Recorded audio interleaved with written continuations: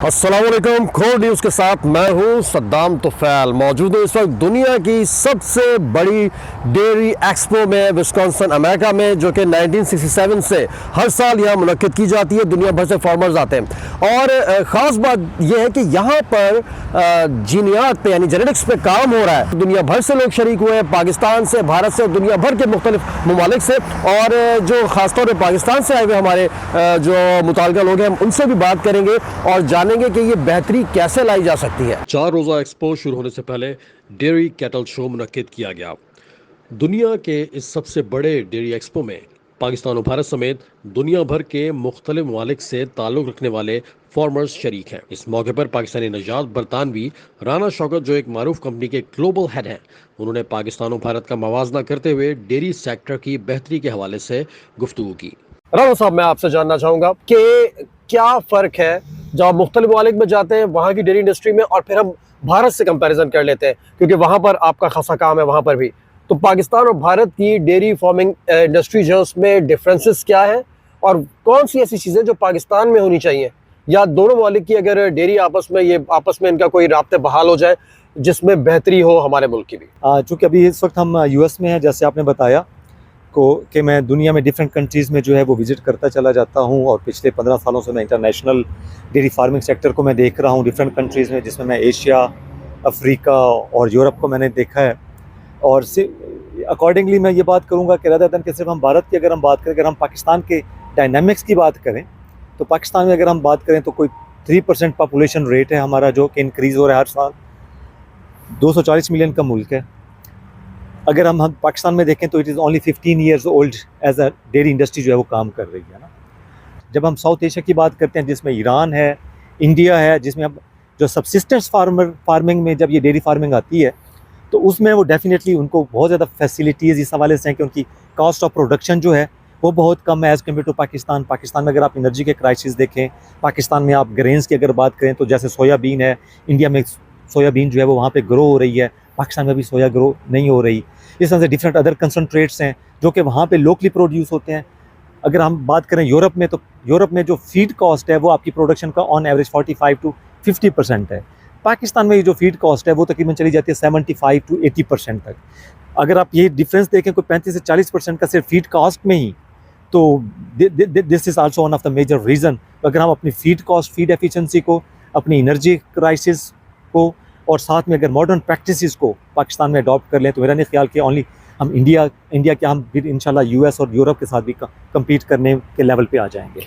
इस मौके पर पाकिस्तान की नुमाइंदगी करने वाले dairy and cattle farmers association के सदर शाकिर उमर गुज्जर ने कोर न्यूज़ से गुफ्तगू करते हुए कहा कि पाकिस्तान में दूध की कीमतों में कमी के लिए जदीद जीनियाती टेक्नोलॉजी से पाकिस्तान को इस्तेफादा करना चाहिए। इस वक्त हमारा जो सबसे बड़ा मसला है पाकिस्तान का, वो है दूध की पैदावार का, फीकस पैदावार का कम होना।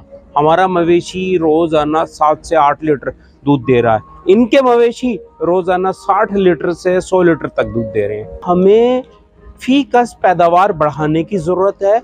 हमें इस वक्त कीमतें सबसे बड़ा मसला है। आप यकीन जाने पाकिस्तान भर में क़ुव्वत ख़रीद कम होने से दूध की, गोश्त की और दीगर चीज़ों की जो फ़रोख्त है उसमें 30% तक कमी हो गई है। तो हमें बहुत ज़्यादा ज़रूरी है कि जैसे इन्होंने तरक्की की, हम भी उसकी पैरवी करते हुए जो टेक्नोलॉजी इनके पास है उसे पाकिस्तान में मुंतकिल करने के लिए काम करें। पाकिस्तान में मुताल्लिका इदारों को डेयरी सेक्टर की बेहतरी के लिए अमली इक़दामात उठाने की फौरी जरूरत है। अमेरिकन डेयरी फार्मर्स ने कोर न्यूज़ से गुफ्तगू की। My name is Jolynn Schruckfer and we have dairy cattle here in Wisconsin.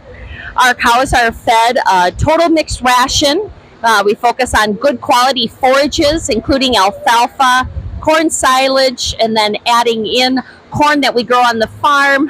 We also work with a lot of great... My name is Carmen Hawk. I work for a dairy near Pulaski, Wisconsin. We milk 600 Holstein cows.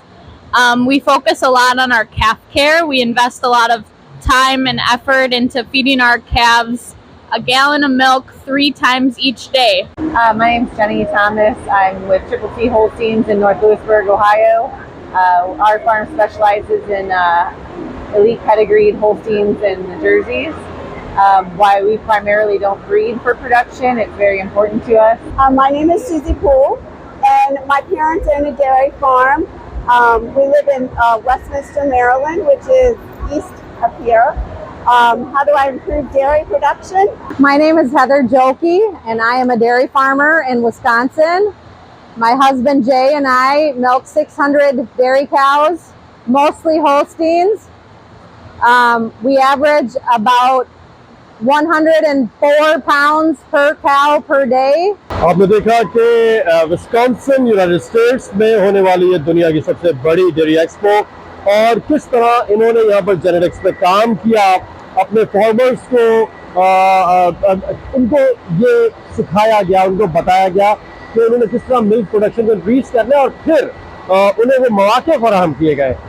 उसके बाद जब उन्होंने इसे implement किया तो आज American cause normally 45 से 100 litre दूध यौमिया इनकी पैदावार है एक काऊ की। तो हमें भी इस जानिब सोचना होगा अगर हम चाहते हैं, क्योंकि डेयरी सेक्टर, हमारा मुल्क एक ज़रूरी मुल्क है, अगर हमने अपने ज़रूरी सेक्टर और ये डेयरी सेक्टर जो डेयरी फार्मिंग है स्पेशली, हमें उस पर तवज्जो देनी होगी ताकि पाकिस्तान आगे जा सके। और ये ऐसा शोबा है जिसमें पोटेंशियल मौजूद है। अगर इस पर फोकस किया जाए तो हमारी एक्सपोर्ट्स बहाल हो सकती है, पैदावार बढ़ सकती है, जिससे मुल्क को ज़र मुआवजा हासिल होगा और मुल्क में बसने वाले भी सस्ते दामों दूध अफोर्ड कर सकेंगे। सद्दाम तुफैल को इजाज़त दीजिए। अल्लाह हाफ़िज़।